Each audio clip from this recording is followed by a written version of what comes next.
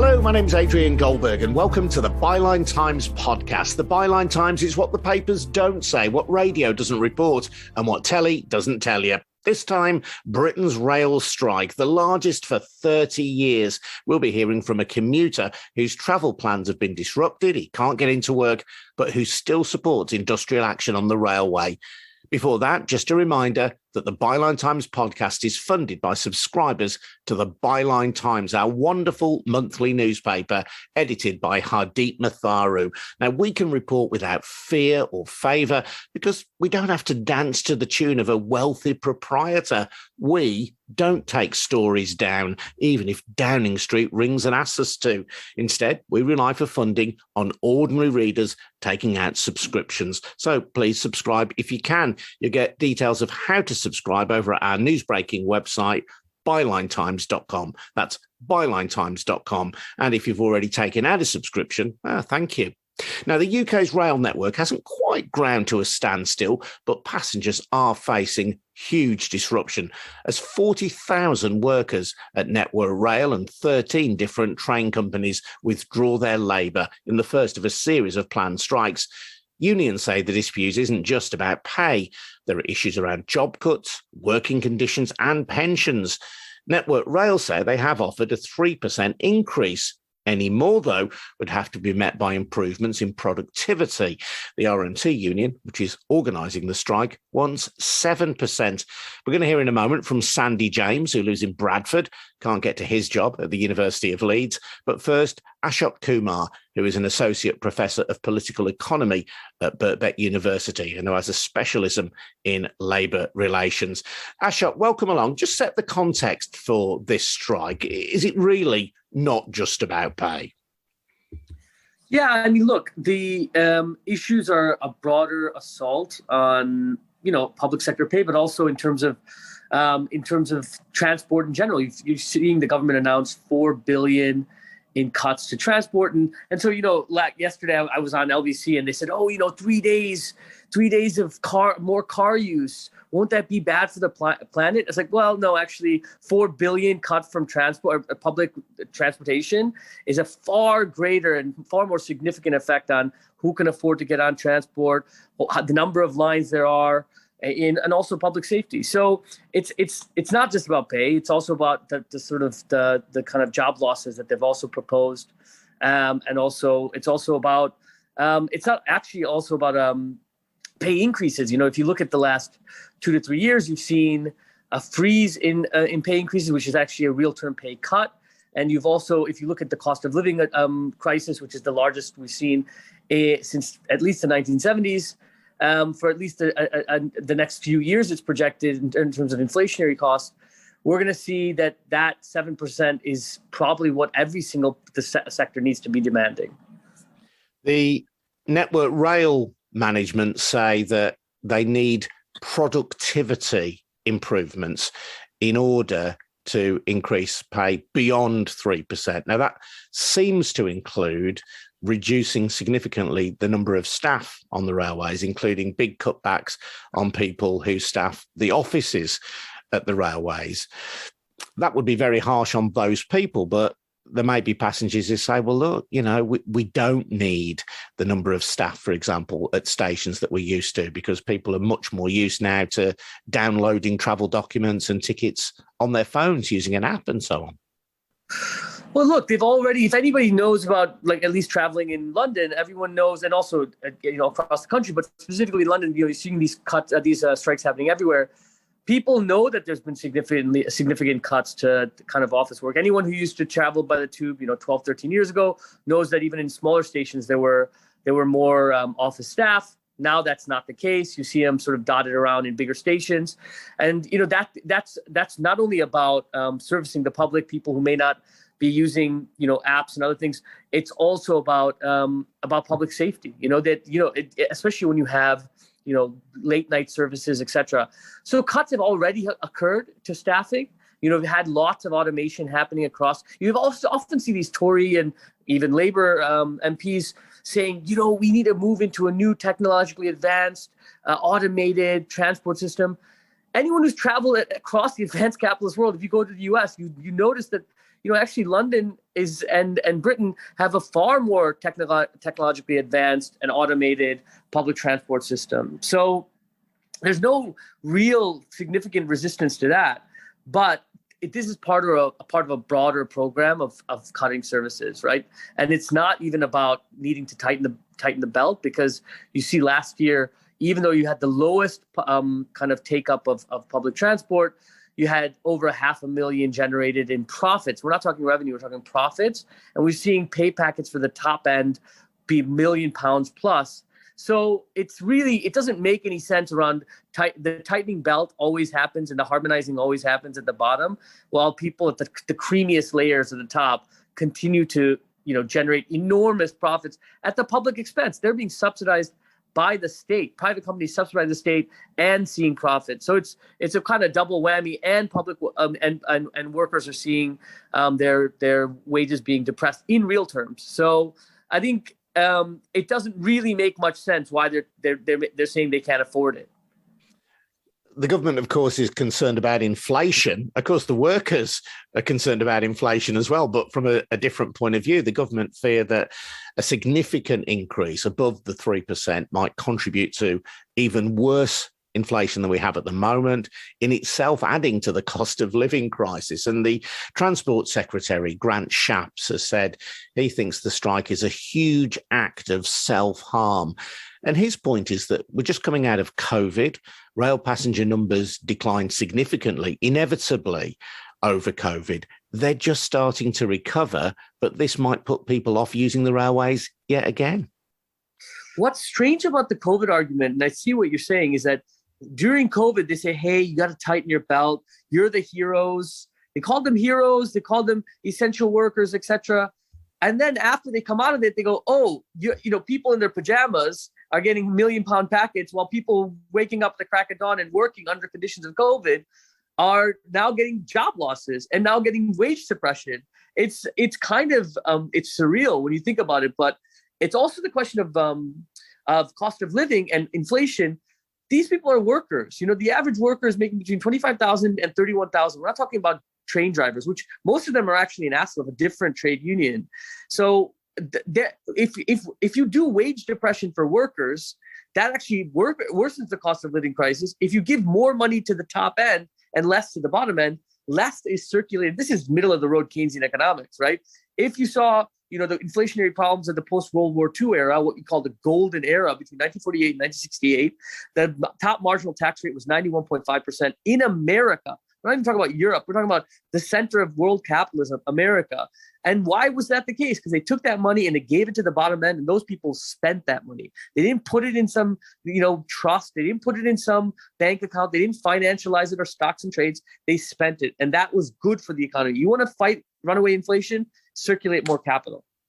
I did promise you that we would have a commuter whose travel plans had been disrupted, but who nevertheless supported the industrial action. That person is Sandy James, who joins us from Bradford. Hi, Sandy. Hi, Adrian. So tell us a little bit about yourself first, Sandy. You work at the University of Leeds, that's right, yeah? Yeah, I'm an atmospheric chemist. I work in a lab at Leeds University, and I travel by train every day. So what is this going to mean to you? Well, I'm working from home the rest of this week. Basically, I've had notice. I've been able to save up some admin work. I've got reading. I've always got writing that I need to catch up on. All of those things are better done around my day-to-day lab work, but I can handle it. Over time, though, and the indications are that this industrial dispute will continue perhaps for many months, you can't do lab work at home. No, that's not going to happen. And for example, after coronavirus, we've been talking about, I was nearly the only one on the carriage for several months because I had to get back in. But you say you support the strikers. Why? So, my understanding, and Ashok's given us a really good basis for this, is that this dispute is about the government cutting funding to the railways. And in a world undergoing climate crisis, that's the last thing we should be doing. We need to be getting people off the roads and off the aeroplanes and onto the railways. And as a commuter, I see every day that people vote with their feet. If the service that they're provided is worse, if the price increases, they get back in the car. It's really as simple as that. At the same time, though, if people aren't using the railways as much as they used to, and the evidence is that we aren't yet back to pre-COVID levels, isn't it hard to justify the scale of subsidy that we were providing before? No, I wouldn't say so. As someone who sees year on year the increase in what it costs me to get to work, I'm very much in favour of at least an improved service and preferably a reduced cost to the user. And remember that when the railways grind to a halt and people can't get to work, the whole nation loses out economically. So if you force workers to take this kind of action, it's economic self-harm on a national scale. But you fundamentally believe that as we address this era of climate emergency, we need to be making public transport a priority, and that means funding the railways perhaps to a level that we haven't previously seen in this country, and other public transport too. Absolutely. I mean, we need to be making the best of the infrastructure that we have. That's how climate budgets work. We can't be spending lots and lots of industrial effort building new stuff. What we mostly need to do is travel less, but we have to find the ways that we do have that enable low carbon transport. And that means railways. We do have a good system of railways, which we can work on and we can work with. But reducing safety checks, reducing maintenance, and discouraging commuters from using that service isn't going to help that situation. Yes, Ashok, it's previously been reported that Network Rail are looking to save £100 million a year on their maintenance workforce. Of course, Network Rail is now effectively nationalised again. We had a period when the infrastructure body was privatised, and we had some awful tragedies on the railways at that time, which is pretty much the only reason that government brought it back in-house, as it were. And you would hope that if they do save £100 million, that those safety checks would still be carried out, that there would be improvements in productivity to ensure that any reductions in staffing would be covered. But there's going to be a fear there, isn't there, that the railways just won't be as safe if we have fewer people working on maintenance. Yeah, it's really that simple. The fewer people you have working in maintenance, working on the rail lines, working in a sector that's at high risk. If you there are a lot of injuries and a lot of safety issues in these kinds of transport systems built decades ago, and some half a century ago, and one in terms of rail lines as well, a century ago, and so there's a public safety issue, but it's also what was spoken earlier. The more you see cuts in these programs, it's always harmonizing downwards. The more you see cuts, today it's 100 million on maintenance. Tomorrow it's another 100 million on some other part. You're seeing the steady erosion. We should see more investment, more staffing, more rail lines, more lines, and cheaper fares, when you should be seeing greater investment in a system. When we're seeing the climate crisis at our precipice, we're seeing talks of cuts, and those cuts need to be resisted for all of the reasons that you've outlined. Yeah, and the Treasury has told the Department of Transport to cut its annual budget by 10%. The Department for Transport is thus telling train operating companies, private companies that it subsidises with taxpayers' cash, that the money they receive is going to be cut. So that will lead to a reduction in rail services. What interests me, Ashok, and particularly wearing my Byline Times hat, is that so much of this media narrative is framed around the strikers, people harking back to the 1970s, which of course most listeners and readers have no direct experience of because they were too young or weren't born at the time, and how little of this debate is framed around what the government is failing to do with regard to transport. Yeah, look, I'll just be honest with you. My union, and I'm in a lecturers union, have been on strike on and off for the best part of a decade. We have made zero gains. We've had 20% reduction in our pay, real term reduction in our pay. We're the least paid lecturers in the entire advanced capitalist world. We haven't been able to articulate, we're going to see more cuts now, and we're going to see no cost of living adjustment. The rail workers are not just, and I don't mean this in some lefty poetic way, genuinely are articulating a politics to the general public and to the government that we are not able to do, that we haven't been successfully able to do. And we're in negotiations right now when they're articulating on politics around the cost of living. And they're saying we cannot absorb this cost of living crisis. We have to at least be met so that we can survive it.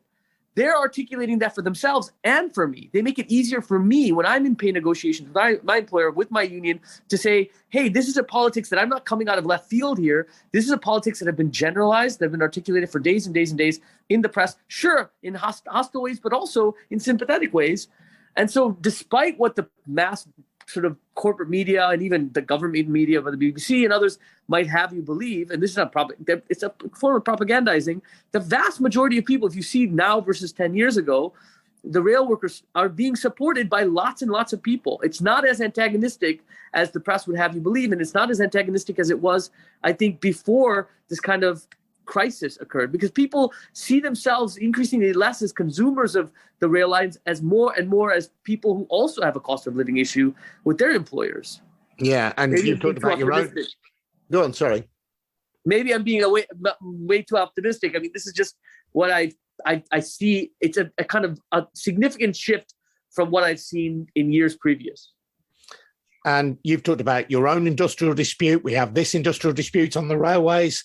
There is clearly an appetite amongst many sectors at the moment for industrial action. People talking about a summer of discontent. This is a broader problem than just lecturers or indeed the railways. Look, if you look at the biggest waves of strikes in the 20th century, they came right after World War I and they came right after World War II. That was partly because of a labor crisis, a labor shortage. It was partly because there was a feeling of national sacrifice. And then you come back to a job and you're being exploited and the government's coming against you. You know, a third of Americans between 1945 and 1946 were on strike. So I'm a scholar of America and other places, but that similar numbers you see in Britain as well. So what happens is after COVID, people have done this sort of national sacrifice. They come back to jobs. They feel immiserated in those jobs. We're seeing a labor crisis where people aren't willing to go back to work. So there's a labor shortage. We're in full employment now, basically. And you're seeing forms of wage depression. So it's a perfect cocktail for people to say, you know what?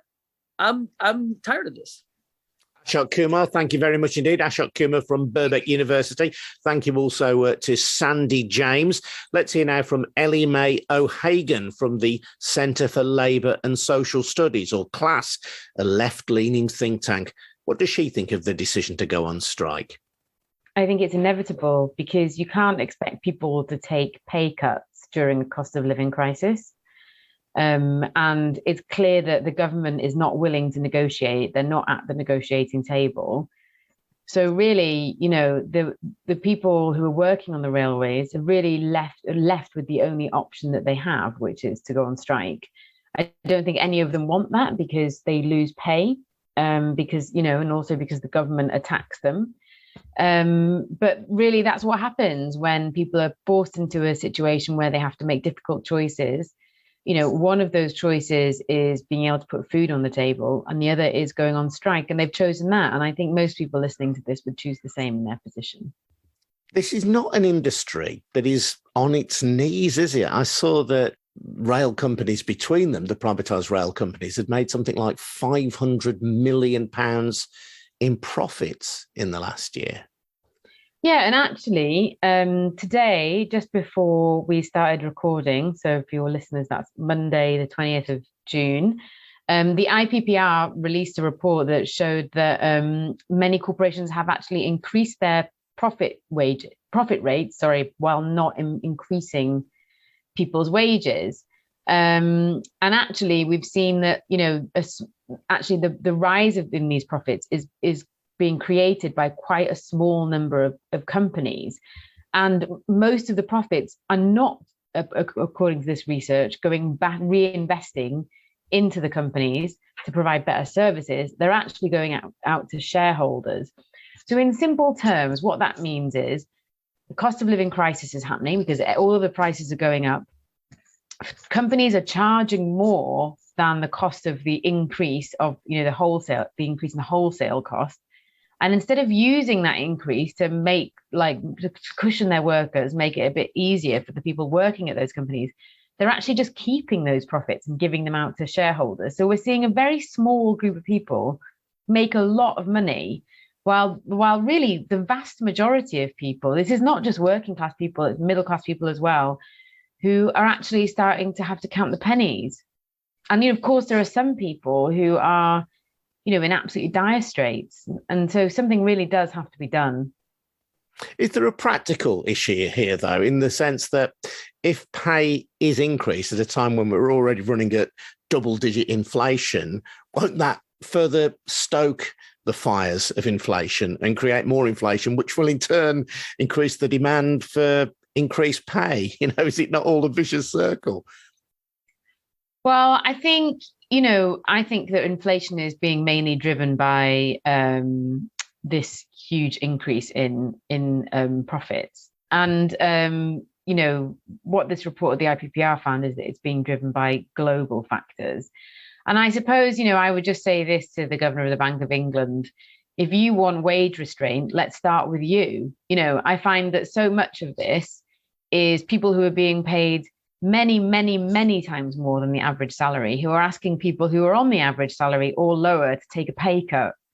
And that just is not right. The idea that we have to be at the mercy of whatever the economy is doing and there's nothing that we can do to actually make sure that ordinary people can put food on the table, it's just not true. The pandemic showed us that the government is able to intervene in our lives and intervene in our working lives in massive ways when it needs to. And it needs to now. It's just not choosing to.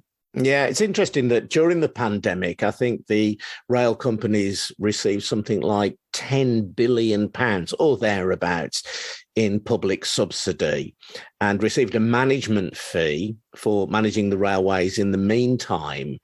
And I know some commentators said that this was a classic case, really, of a post-privatisation industry, in that the shareholders, they benefit from the profits that the company makes, but when the downturn comes, they're not actually sharing in the risk. The risk to the rail companies of the pandemic, as it was for other industries, in fairness, but that risk was borne by the taxpayer. So they get the benefits at the upside of being a privatised industry, but not the disbenefits of the downside.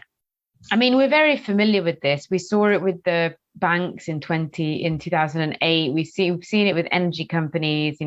We're now seeing it with rail companies where, they make bad investments, they make bad decisions, they take risks, and then the government, in other words, us, we have to step in and bail them out, and there are seemingly never any consequences.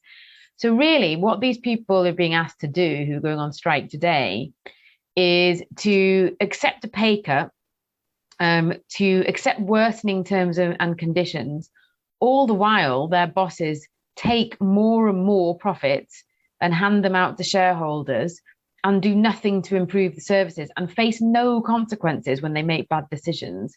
And I think when you put it like that, you can really see why people are going out on strike, because it's just not tenable. Yeah, we have this underlying narrative of harking back to the 1970s, even though, of course, most listeners or most readers of the mainstream press were not alive in the 1970s. But of course, as people have been pointing out, the 3-day week power cuts actually happened under a Conservative government, under the Ted Heath government in the early 1970s. But nevertheless, the spectre of the past is used to beat down the disruption caused by organised labour. And that is a perennial problem, given that we live in a society where a small number of newspaper proprietors who are right-leaning have a disproportionate impact on what we see, read and hear. Yeah, I mean, all of this stuff about, going back to the 70s, it's just not, the fact is that in the 70s, unions had massive power in this country, which they don't have anymore. And actually, if you look at what's happened in this country in terms of equality and unions, you can see that as unions' power has decreased, inequality has increased. And so when we think about what I was saying earlier about, these companies taking profits but not giving people pay rises, I think actually the better conclusion, the more accurate conclusion to come to is that more union power is needed, that actually we need more union power, we need more intervention in the economy right now. So, I suppose that the counter argument to that, though, Ellie Mae, is that, look, whatever your view on the strike, and clearly you're very supportive of it, the reality that, as so often with strike action, it is ordinary people, commuters, people going to school and so on, who will bear the brunt of this. It will not be the people who run the railways, who the union members have a bone to pick with. It will not be the shareholders. It will be ordinary people who, in a sense, have nothing to do with this dispute. And that's where I think to many people, it will feel harsh and unfair that the people who suffer are not the people who are responsible for any of this. Well, the people who work on the railways are ordinary people, and they're ordinary people who were hailed as heroes just a year ago for keeping the country moving during a global pandemic. They're the ones that continued to go to work and put their lives on the line. And let's remember this, people died because they did that, and we all used to get on our doorsteps and clap for these essential workers that used to do that. And now we're trying to say that they're the enemy of ordinary people, but they are ordinary people and they have a right to stand up for their working lives. They have a right to say no when their bosses are trying to impose harsh conditions on them. And what I would say to people who are frustrated by that is, you too have that right. You have the right to join a union. You have the right to stand up to your boss. And I hope that this inspires you to do that. And I do think that actually this does affect bosses. And I'll give you an example. Just last week, GMB union announced that bin workers in Wealden who went on a strike, who took action for about 6 to 8 weeks, that actually they achieved a 26% pay rise. So that was an inflation-busting pay rise. And the reason that they achieved that is because it does affect bosses when people go on strike. That's why they do it. That's why it works. That's why often people win strikes. So I think it's important to remember that the rail workers are ordinary people like you and me. They have families, they have bills to pay, and they're doing what any of us should do when facing this situation, which is that they're standing up for themselves.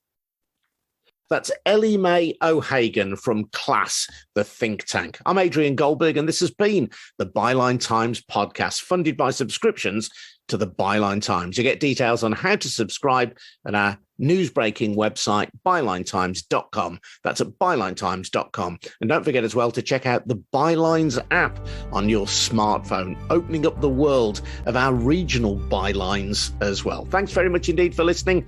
I'll see you next time. Cheers.